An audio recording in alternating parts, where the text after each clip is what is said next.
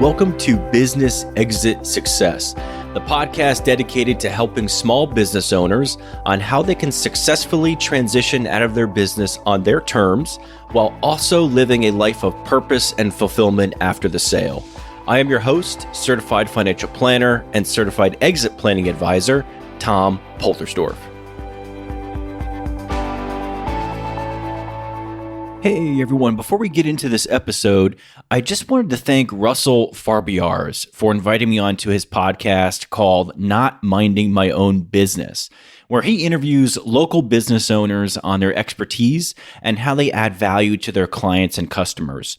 Russell is an estate planning attorney in southeastern Pennsylvania, and I just had a lot of fun and enjoyed our conversation around the importance of business succession, exit planning strategies, what owners should focus on to build an attractive and efficient business, and much more. I will include links in the show notes for any resources that we mentioned throughout the episode, and I hope you all enjoy. Good afternoon and welcome to Not Minding My Own Business. I am your host, Russell Farbiarz, and I am joined here today by Tom Poltersdorf. Did I get that right, Tom? Nailed it. Thank you. Yeah. Well, welcome, Tom. Thanks, Russell. Yeah, I appreciate you having me on, man. Looking forward to our conversation. Sure. So Tom, why don't you tell us a little bit about your line of work? Yeah, absolutely. So I'm a certified financial planner and certified exit planning advisor. And so I'm a wealth manager, right? So my niche client is working with business owners, specifically around exit planning. So that can encompass financial planning, business advisory services, and our main objective is to help business owners exit and retire with confidence. So I said to you before we got started, I think it's really important for people to think about the end while they're in the middle of running their business, because there really can be things that you can do early on to set yourself up for the exit. So what are some strategies or some tips that you typically would give your clients? Yeah, and I'll take a step back real quick to think about it conceptually. When you think about exit planning, a lot of owners are like, well, I'm not ready to exit yet, right? I want to grow my business. I want to hire more people, etc. So just think of exit planning as good business strategy that you can start doing right now. And our main objective is to kind of look at three buckets, and that's aligning your personal and financial goals with your business goals. Because I think a lot of us business owners, our personal and business is entangled together. And it's just making sure that we can kind of break that apart a little bit, be very specific on what we're trying to achieve in both of those areas of our life, and then set a roadmap to start working on it in sync together over time. Sure. So I know in the legal profession, lawyers pretty much never retire; they just sort of wilt away. Not just lawyers; there's a lot of other ones out there too. Yeah, and I am sure that is a common phenomenon. But when you do that, I would imagine you're really leaving a lot of money and expertise on the table because you're not positioning yourself for a sale. So, and I've heard some things as simple as what the name of the business is. Whether it's a name that's identifiable with one person versus a brand. So, do you give your clients advice on how to name their business, how to brand their business, so that it's not all about them? Yeah. No, absolutely. And that's kind of the foundation to even going down this exit planning roadmap, because the foundational part is removing yourself as the owner from your business as much as possible. So if you can kind of take a look at your business from a buyer's perspective, if your name is on your front door and you want to sell it and leave, that's going to be very difficult to be attractive to a buyer, right? Because the business is you. So yeah, there are some strategies where it's trying to position your mission, your core values, and what you're trying to achieve as a business to be separate from yourself. and be this outside entity that you are essentially going to be an investor in, right? Because you're trying to build this asset up to sell, hopefully down the road, but you want to kind of separate that from yourself as much as possible. So that's why you say it's important to disentangle your personal and business goals, because you have to start looking at your business more as a at a arm's length, as opposed to it being sort of an extension of yourself. Yeah, absolutely. Yeah. And I'll be honest too, a lot of business owners that, at least that in my experience with, they don't focus on the personal side. So they're personal. It's very business driven, which is rightfully so. They want to grow it and they want to, get revenue and take care of their employees. But just sitting down and having that conversation about, again, planning in mind, whether that's 5, 7, 10 years down the road, how much do you need to live on if you were to sell your business? Right? Like, how much do you need to support your lifestyle? And a lot of owners don't know because, we all do this. We use our business to pay for our personal stuff. So, right, rightfully so, there's a lot of tax benefits to it and write-offs. But again, if you can imagine yourself where, okay, the business is gone, how much do you truly spend in a year? And is your business worth enough, or are you saving enough outside of your business to fund those living expenses? So bringing clarity around that enlightens a lot of owners to find out that there is this big gap that they need to close over the next X amount of years. And so that kind of sets the stage for going down that exit planning route. Okay. So now when you find that gap, is there some strategies that you use, or some advice that you provide, again, keeping it very general, about what you would do to help business owners sort of close that gap, so that they can have a business they're able to sell? Yeah. So there's essentially a couple, two paths that you can do. And usually it's a combination of both. It's a matter of saving and investing outside of your business, right? So building up assets and growing your wealth that's not tied to your business. So that could be anything, again, being very high level, having outside real estate investments, having a 401k, having a Roth, these outside accounts that don't depend on the performance of your business, that you can contribute to and save and invest in. So that's bucket one. Bucket two is then the actual value of your business, which is increasing its value over time. And for many owners, when we look at the gap of where they need to be, it's going to require a combination of both. So saving more outside of the business while also enhancing the business over time to increase its value and hopefully put it in a position where it could sell. And that can contribute to their retirement bucket when that time comes. Okay. So now if you're someone who's somewhat earlier in their career, mid career, but still wants to plan for, I know I'm gonna exit, and hopefully it's not by death or wilting away. Yeah, hopefully, yeah. What are some things that someone in that situation should sort of keep in their mind as they're exiting maybe is 15, 20 years away, but they still want to make sure they're set up for success? Yeah, so exit planning is something young owners can do too, 30s, 40s, or even younger. And think of exit planning, it's just like retirement planning. So the old motto of just putting away $100 a month into some kind of an account so that it's growing and compounding over time, those same principles can be applied to exit planning. And that's just trying to have this idea or vision that if you are trying to build a business that you want to sell, because there's two ways you can build a business, and there's not any right or wrong way. It depends on the owner's goals. You can have a lifestyle business that is focused around you, where you have flexibility. You don't have employees that you got to worry about managing, and you can make a great income. It won't be sellable because it's just you, but some folks are perfectly okay with that. You can do that. But if your goal is to build something that's bigger than yourself, that you do want to have an opportunity to sell and have transferable value, it's again trying to build a team around you. Okay, so you want to hire good people that can do your job just as in the same way that you would like them to do it. You want to have a diversified customer base. You want to try to have recurring revenue. So there's all these, they call them value drivers on different characteristics of a business that you can build in over time. But if you go with the sole mindset that you're trying to build a business that focuses around you as opposed to just going through you, that's a good starting point. If that makes sense.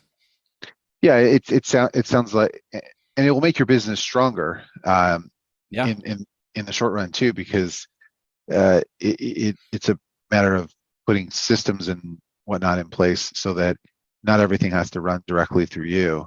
So I see that as beneficial both for the long term and the short term. yeah.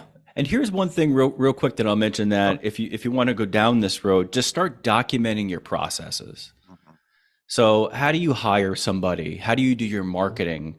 And to document, I hate physically writing stuff, right? I'm sure a lot of people do these days. You can type it out, but I like video. So you can use these companies like Loom or Vimeo, and no affiliation with them, but just record yourself on your screen doing a task and then file it away, so that when you do bring on someone to hire, you can be like, hey, I need you to do these three things. Here's how you do it. Go watch the video and do it. And let's see how you did. And that's how you can delegate more to get off your plate. Hensing, again, building people around you to do what you want them to do. Yeah, and that's a great tip. I'll tell you that during the pandemic, I started doing that because it was the easier way to communicate with staff, and I found it helpful that now if I bring someone on, I've done the training already. I just need them to do the training. Mm-hmm. So it's a huge time saver too in terms of onboarding staff and whatnot. Absolutely. So it's a great tip. Now, Tom, how did you get into exit planning as your line of work? Yeah, great question. So I started in the industry, in the financial planning industry, going back to 2010. That's when I first started. And you start out at these big firms. I worked at Morgan Stanley for a little bit. Then I was at TD Ameritrade, and then a couple other wealth management firms. But I found out the longer that I've been in the industry, I wanted to work with business owners in a different way, as opposed to setting up a retirement plan or showing them life insurance. And I came from that world. It's very product based, and it's a model that doesn't allow you to talk about the business itself. And so a few years ago, I got my certified exit planning advisor designation, which teaches us as professional advisors how to advise owners on a business to make it sellable over time so they can exit. And so I branched off and started my own firm so I can offer this specific service in addition to financial planning to fill that gap and work with owners in a different way. So that's kind of what kicked off starting my own firm. Nice. And it's such a nice niche to be in. Now you also do traditional financial planning for your clients? Absolutely. Yeah, that is foundational. So we won't even talk about the value growth strategy or exit planning strategy until we have a basic foundational financial plan. We need to know your income, your true income, cash flow. You need a tax plan, estate plan. All of that's done first. And then the second or third step is talking about the exit strategy. Yeah. Okay. Now, do you only work with business owners, or do you work with individuals as well? So my firm is titled Beyond Your Exit Wealth Management. So, and the reason it's titled that way is because my strict niche is helping business owners plan for what they want to do next, because that's usually not identified, and then work backwards as to where they are to form the exit strategy. So my sole market is typically a small business owner. Their core values are time. They want more of their freedom back because of the epicenter of their business. And revenue can range. I mean, some of the businesses are ranging, minimum a million in annual revenue all the way up to 10 or 12 million in revenue. So it just depends on what that owner is trying to accomplish and where they're at in life. Okay. And now I know you're physically located in Harrisburg, if I remember correctly. Yeah, that's the main city that I'm closest to that people will recognize. Yeah. Or are you in Hershey? I can't remember. Closer to Hershey, Pennsylvania. Yeah. So it smells like chocolate whenever you're working. All day, man. Yeah, can't complain. I'm a frequent visitor of Hershey Park with my 2 kiddos and wife. It's a good time to go. Yeah. Very, very, very nice. But you work with clients all over Pennsylvania. Do you work nationally as well? Yeah, all throughout the country. So again, this when COVID took place, it made everyone get really efficient to work virtually, and a lot of, especially business owners, because they're usually very busy and crunched for time. So yeah, I can work with anybody in any state. Meetings can be over Zoom, and if you're local to me, happy to have a face-to-face meeting as well. Sure, sure. Now, are you originally from the Hershey area? No, I grew up in the Poconos, so northeastern PA, really the middle of nowhere, but good area if you like outdoors activities, biking, hiking, camping, fishing, all that good stuff. So that's where I grew up. Moved more towards central PA because that's where I met my wife, and that's where we still are today. Okay. And when you're not working, what do you like to be doing? Yeah, not working. So The novel concept, right? yeah, yeah, absolutely. So yeah, it's mostly spending time with the family. So I mean, I like to get up early. I work out, I run. That's kind of like my own personal time. But I'm very involved with my kids. So I coach t-ball, I coach flag football, which is always a good time. But yeah, we travel. We take trips together a lot, have fun with the kids and family. I'm very close to my siblings as well. So, but yeah, staying active. I love listening to podcasts, working out, doing runs, and always trying to learn something new. Big on personal development, all that good stuff. So, What's your most recent endeavor into personal development? What are you working on right now? um, man, that's a good question because that's always an evolving An evolving evolving thing. subject. Yeah. To be honest, it's more like journaling. So I don't know if I'm a big believer in it, but that's kind of my head trash going into it. So I'm trying to push myself to do something new and be consistent.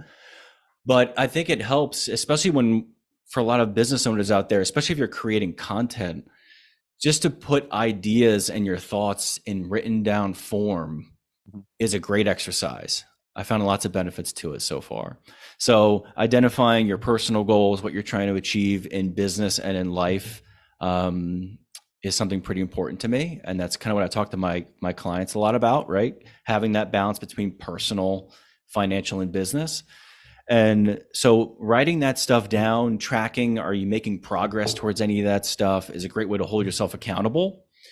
But then you start coming up with these concepts, and I love reading business books. A couple of good ones out there to even start going down, operations and all of that is Traction by Mhm. the EOS up. I'm sure a lot of folks are familiar with that. But yeah, just Yep. writing down ideas of concepts and how to live life, how to think about things, how to process business ideas, different ways to market. There's so many things that you can talk about.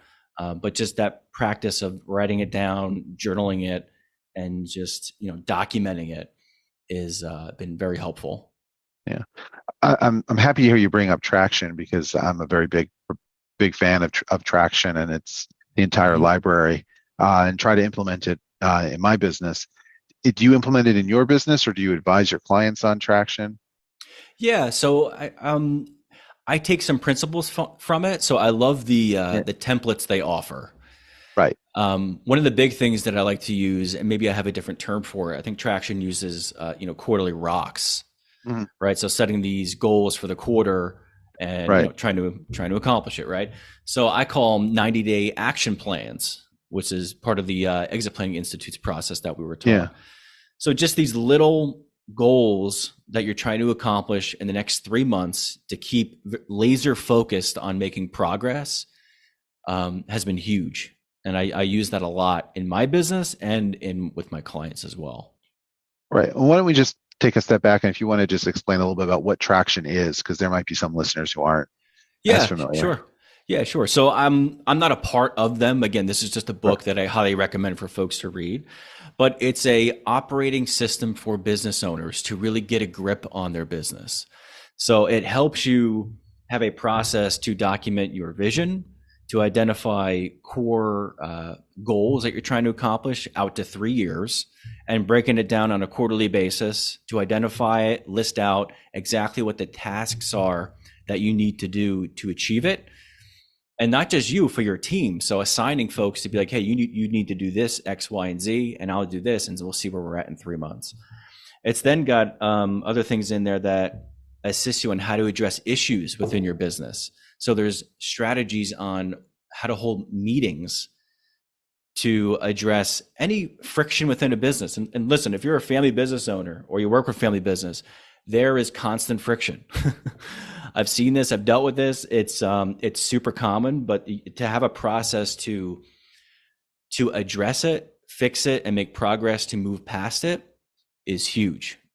So that's some of the things in there. So again, think of traction as just this very laid out, very simple to understand book that shows you how to run a business efficiently.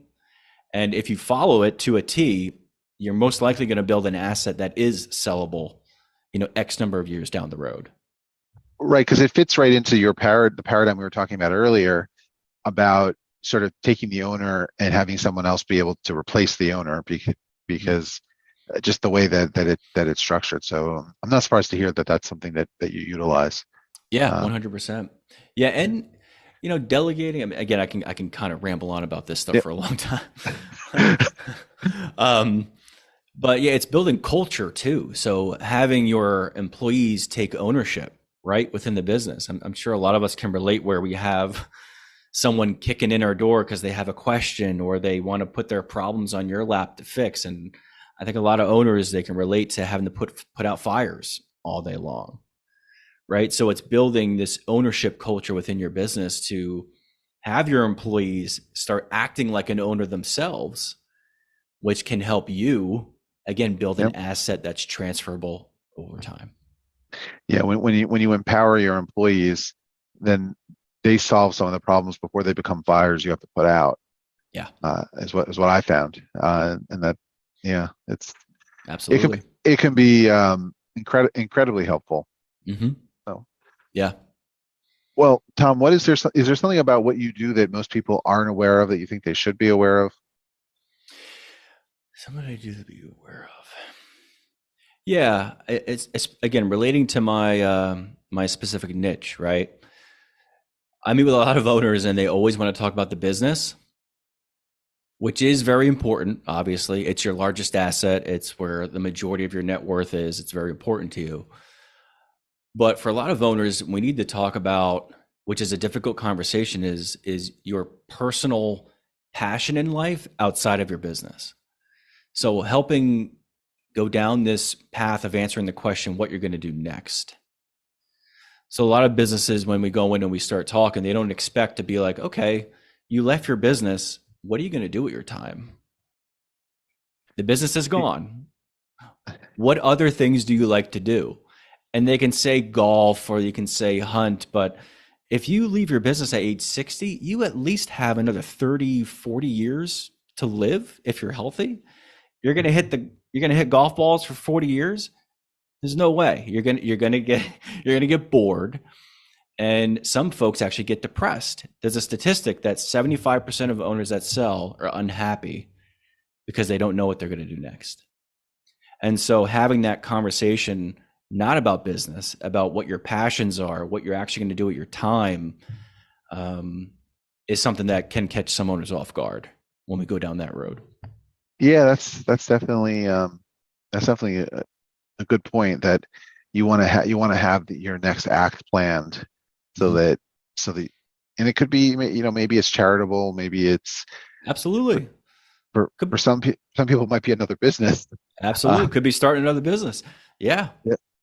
Could be anything you want. It doesn't have to be retirement. It could be a hobby, travel, family, kids, start another business, turn your hobby into a business. It could be anything. Right. Maybe coaching younger business owners in your area. It's super common. Become a consultant. Yeah. Absolutely. Yeah, I see that. I see that a lot. Well, Tom, thank you so much for taking the time to be here with us. If any of our listeners are looking to connect with you, what's the best way to do that? Yeah, so I have a website, beyondyourexitwm.com. delegate.com. I also have a podcast, Business Exit Success. You can find me on Twitter, Facebook.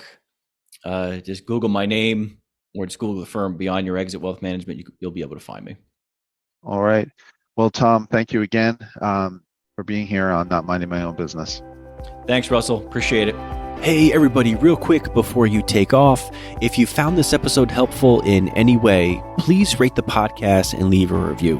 I would love to get your feedback and see if there are any topics you'd like to hear more about going forward.